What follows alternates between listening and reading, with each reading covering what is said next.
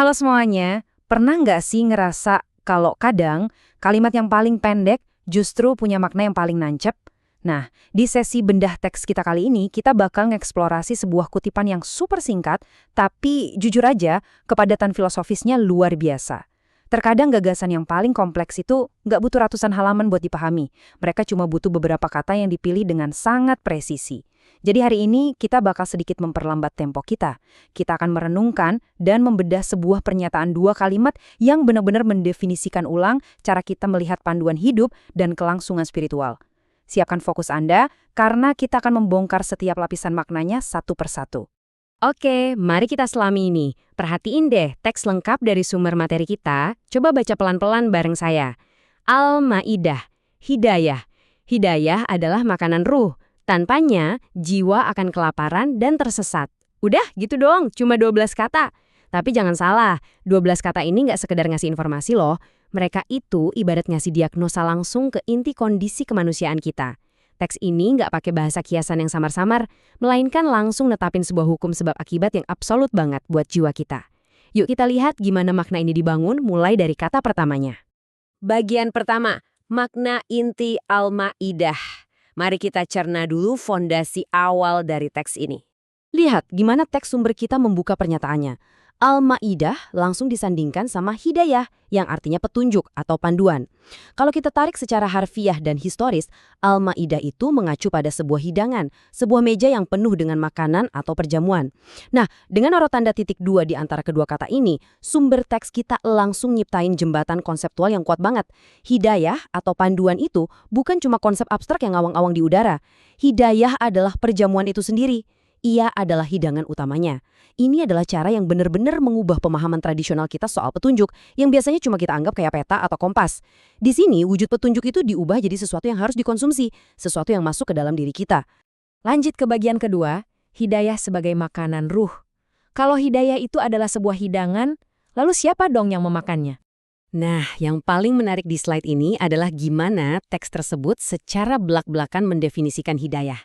Hidayah adalah makanan ruh. Perhatiin ya, penulisnya nggak bilang hidayah itu seperti makanan ruh, tapi ia benar-benar adalah makanan ruh. Persamaan ini krusial banget. Gini, bayangin anatomi fisik kita. Tubuh kita berevolusi buat merespons kalori, protein, dan nutrisi. Kalau kita nggak makan, tubuh fisik kita bakal ngasih sinyal berupa rasa sakit, lemes, dan akhirnya organ-organ rusak.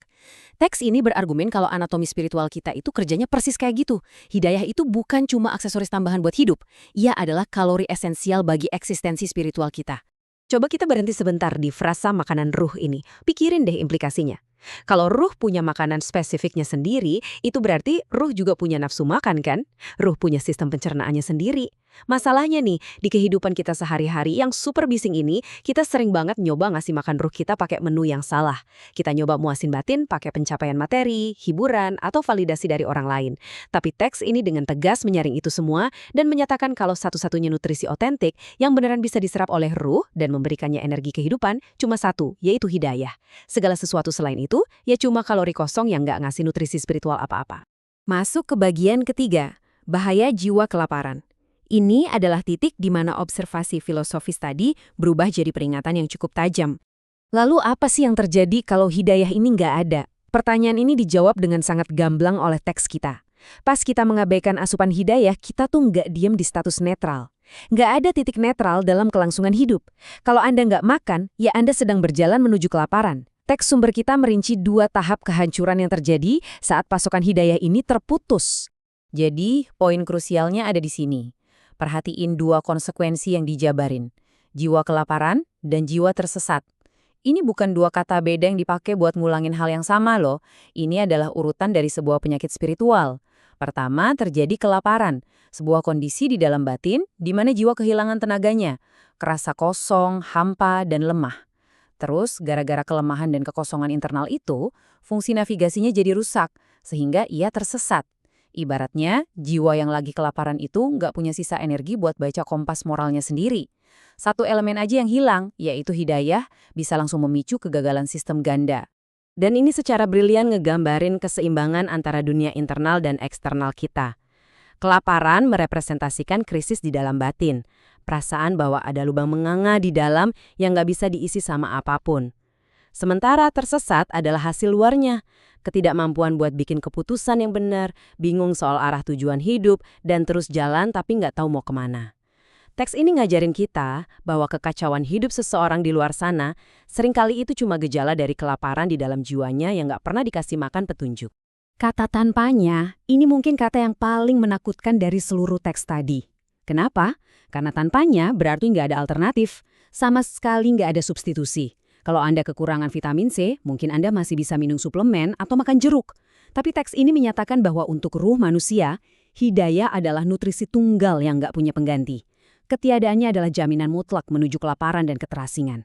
Ini benar-benar ngesinin ketergantungan absolut jiwa manusia sama panduan tersebut cuma buat sekedar bertahan hidup, apalagi buat berkembang.